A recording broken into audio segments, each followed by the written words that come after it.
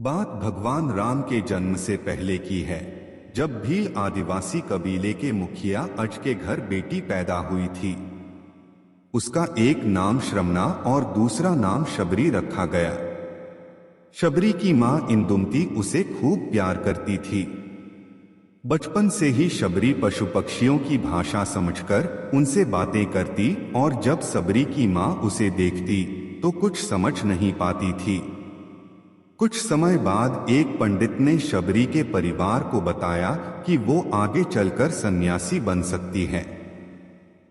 इस बात का पता चलते ही शबरी के पिता ने उसका रिश्ता तय कर दिया। जैसे ही शादी का दिन नजदीक आया, शबरी के घर वालों ने खूब सारी बकरियां और अन्य जानवर घर के पास लाकर बांध दिए। एक दिन शबरी का मां जब उसके बाल बना रही थी तो उसने मां से पूछा, इतने सारे जानवर हमारे घर क्यों लाए गए हैं? मां ने जवाब दिया, बेटी तुम्हारा विवाह होने वाला है, इसलिए हम लोगों ने इनका इंतजाम बलि के लिए किया है। तुम्हारी शादी के दिन ही बलि प्रथा होगी और फिर इनसे स्वादिष्ट भोजन बनाकर सबको परोसा जाएगा। यह सब सुनकर शबरी दुखी हो गई। काफी देर तक शबरी ने उन जानवरों को आजाद करने के बारे में सोचा। सोचते सोचते शबरी के मन में हुआ कि अगर ये जानवर यहाँ नहीं होंगे तो इनकी बलि रुक सकती है। ऐसा नहीं हुआ तो मेरे घर से कहीं चले जाने पर ही यह बलि रुकेगी। जब मैं ही नहीं रहूंगी तब न विवाह होगा और न ही बलि प्रथा। इससे मासूम जानवर बच जाएंगे। इसी सोच के साथ जानवरों को रखी गई जगह पर शबरी पहुंची। उसने सोचा कि उन्हें खोल देती हूं, लेकिन वो ऐसा नहीं कर पाई। उसके बाद शबरी जंगल की तरफ भागने लगी। भागते भागते शबरी ऋषिमुख पर्वत पहुंच गई। वहां करीब 10,000 ऋषि रहा करते थे। शबरी को लगा कि वो भी इसी जंगल में किसी तरह ऋषि मुनियों की सेवा करके अपना जीवन जी लेगी। वो चुपचाप उसी जंगल में एक हिस्से में किसी तरह से रहने लगी। शबरी रोजाना ऋषि मुनियों की झोपड़ी के आगे झाड़ू लगाती और हवन के लिए लकड़ियां भी लाकर रख देती। ऋषि मुनियों को समझ नहीं आ रहा था कि जंगल में उनके काम अपने आप कैसे हो रहे हैं। एक दिन शबरी को किसी ऋषि ने देख लिया। उसे देखते ही उसका परिचय पूछा। जैसे ही शबरी ने बताया कि वो भील आदिवासी परिवार से संबंध रखती है तो उसे ऋषियों ने खूब डांट लगाई। शबरी को इस बात का बिल्कुल भी पता नहीं था कि उसकी जाति छोटी है और उसे ऋषियों द्वारा जाति की वजह अपमान सहन करना पड़ेगा।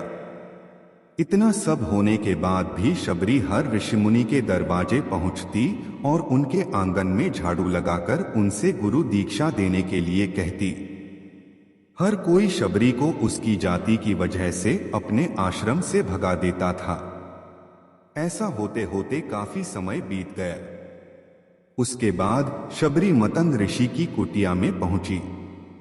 वहां पहुंचकर मतंग ऋषि को शबरी ने बताया कि वो उनसे गुरु दीक्षा लेना चाहती है। उन्होंने खुशी खुशी उसे अपने गुरुकुल में रहने दिया और भगवान से जुड़ा ज्ञान देते रहे।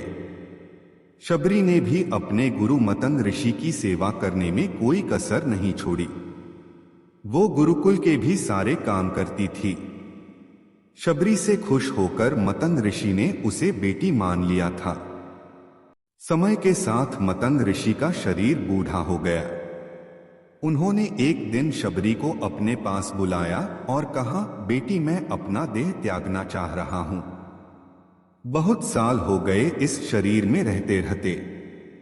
शबरी ने दुखी मन से कहा, आपके ही सहारे मैं इस जंगल में रह पाई हूं। आप ही चले जाएंगे तो मैं जीकर क्या करूंगी?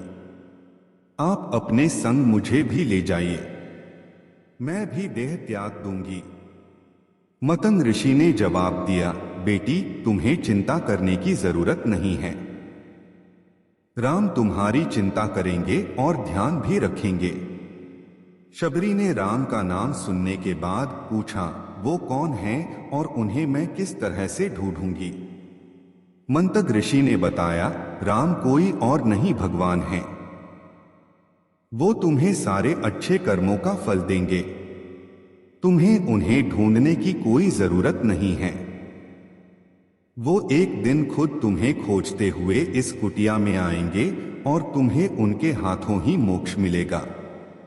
तब तक तुम इसी आश्रम में रहो। इतना कहते ही मंतग ऋषि ने अपना शरीर त्याग दिया। शबरी के मन में मंतग ऋषि के जाने के बाद से एक ही बात थी कि भगवान राम स्वयं उससे मिलने आएंगे। वो रोज भगवान राम से मिलने के लिए बाग से अच्छे अच्छे फूल लाकर पूरा आश्रम सजाती और भगवान के लिए बेर तोड़कर लाती। भगवान के लिए बेर चुनते हुए शबरी उन्हें चख लेती थी ताकि भगवान वो सिर्फ मीठे बेर ही दे। रोजाना शबरी इसी तरह भगवान के दर्शन की आस में फूल और बेर इकट्ठा करती रहती थी। इसी तरह इंतजार में कई साल बीत गए। शबरी का शरीर एकदम वृद्ध हो गया। एक दिन आश्रम के पास के ही तालाब में शबरी पानी लेने के लिए गई। तभी पास के ही एक ऋषि ने उसे अछूत कहते हुए वहां से भागने के लिए कहा और एक पत्थर मार दिया। वो पत्थर जब शबरी को लगा तो उसे चोट लगी और खून बहने लगा। बहते हुए खून की एक बूंद उसी तालाब के पानी में गिर गई।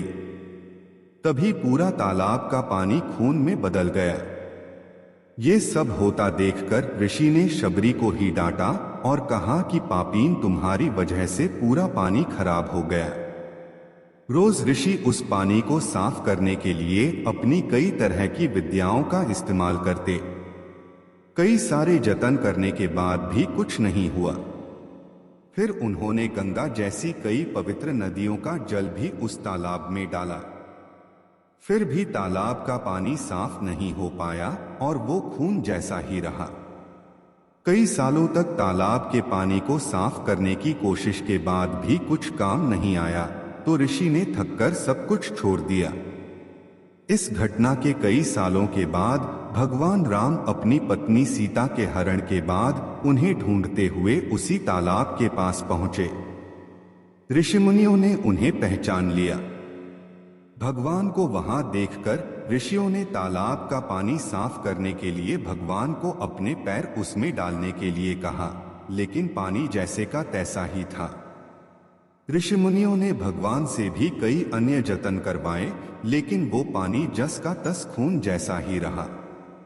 तब भगवान ने ऋषियों से पानी के रक्त में बदलने की कहानी पूछी। तब ऋषि ने शबरी को पत्थर मारने वाली सारी बात बता दी। उसके बाद कहा कि वो महिला ही अपवित्र है, छोटी जात की है, इसलिए ये सब हुआ है। उसी वक्त भगवान राम ने कहा, ये सब आप लोगों के खराब वचनों से हुआ है। शबरी को इस तरह के शब्द बोलकर आप लोगों ने उसे नहीं बल्कि मेरे दिल को घायल किया है। इसी घायल दिल के रक्त का प्रतीक यह तालाब का लाल पानी है। आगे भगवान राम बोले, कहाँ हैं वो माई, मैं उनसे मिलना चाहता हूं। तब तक शबरी उसी तालाब के पास पहुंच जाती हैं। इस दौरान शबरी के पैर को ठोकर लगती है और कुछ धूल उस तालाब में गिर जाती है। तभी सारा पानी साफ हो जाता है।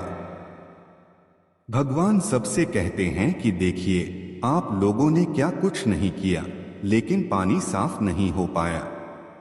अभी सिर्फ इनके पैर की थोड़ी सी धूल ने ही तालाब का पानी साफ कर दिया। भगवान राम को शबरी पहचान चुकी थी।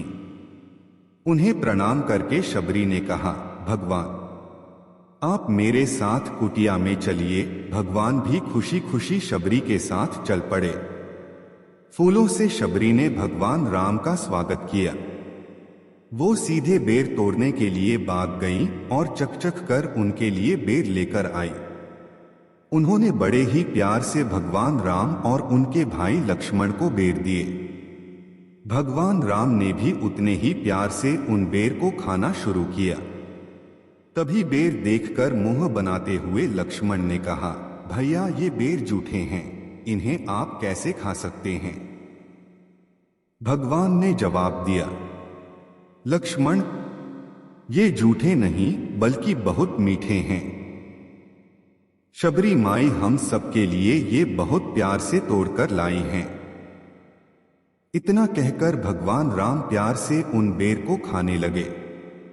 भगवान ने जाते हुए शबरी माई से कहा, आप मुझसे जो चाहे वो मांग सकती हैं।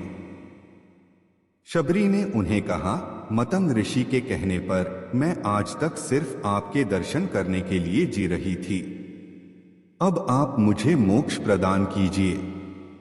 मैं अपना शरीर आपके सामने ही त्यागूंगी। उसी वक्त शबरी ने अपना शरीर त्याग दिया। भगवान राम ने अपने हाथों से उनका अंतिम संस्कार किया और सीता मां की खोज में आगे बढ़ गए। इस तरह से ऋषि मतंग की बात सच साबित हुई और शबरी को भगवान राम के दर्शन भी हुए। तभी से भगवान राम को शबरी के राम भी कहा जाने लगा। कहानी से सीख, सच्ची श्रद्धा हो तो भगवान के दर्शन जरूर होते हैं।